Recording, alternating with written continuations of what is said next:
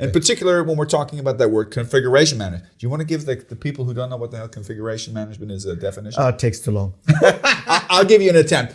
Based on the PMBOK guide, the word configuration has to do with requirements. PMBOK guide doesn't understand it.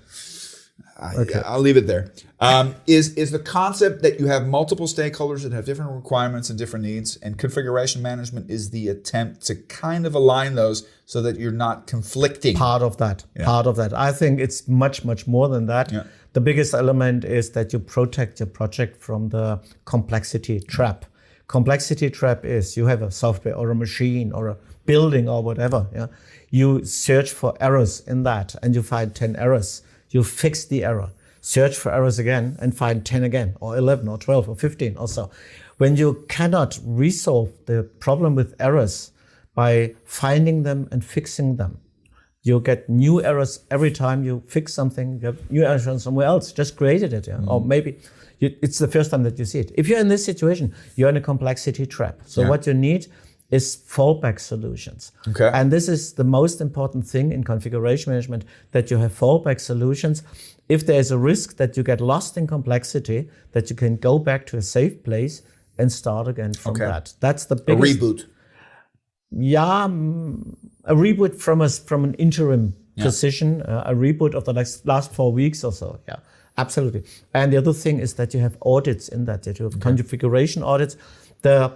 The nearer an error is found to its origin, the easier and cheaper and quicker it is to fix it. The far away it is found. Quality assurance is their quality control. So exactly, and so they have audits. It's not quality audits; it's configuration audits. But the idea is to find and fix the errors before they drive you into trouble. Yeah. And that's configuration management mostly. And in a customer project, this may be helpful, but I think it's also something for internal. I wouldn't see here a difference. Yeah.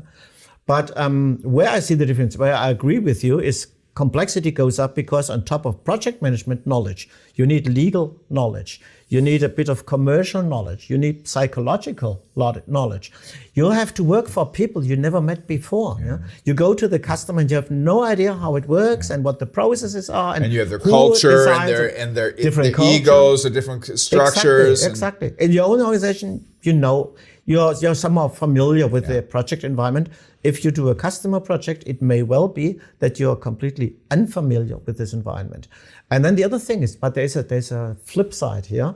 You have a benefit on your side, and that's your reputation. The reputation of a project manager in customer project, it is much, much higher because you bring money home. You are the one who brings money home. Have you heard this? I once heard this in an internal project when an internal project manager was arguing with a line manager about a resource.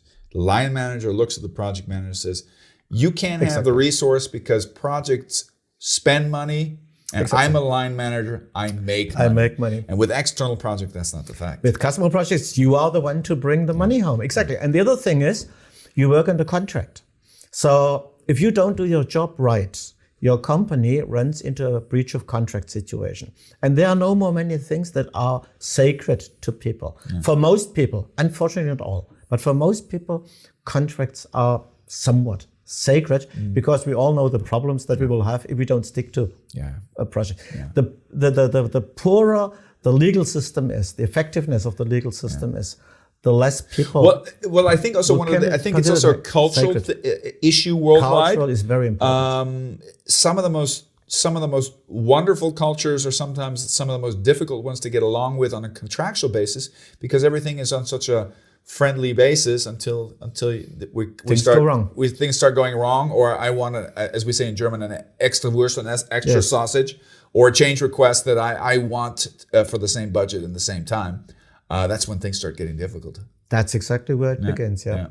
You have to make a clear distinction between what is refinement, what is still inside the scope, that is part of the contract, and what is really change requests. So, but you've done something that is actually quite impressive, because if you look at the PMBOK guide and all the books that go along with it, there's 3 books altogether now, which is fairly complex already. You've actually you've had the courage to go one step further and say, but you're talking about projects in a generic sense. I'm going to talk about the real complexity. I'm going to talk about external projects, which makes it exponentially more complex.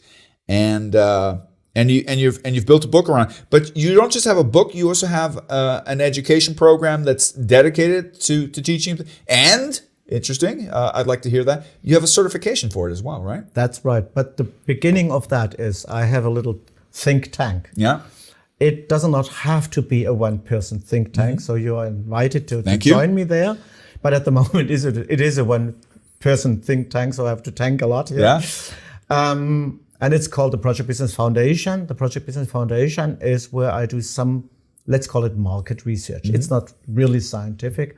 It's on a market. Well, most studies in project management are not scientific. Anyway, exactly.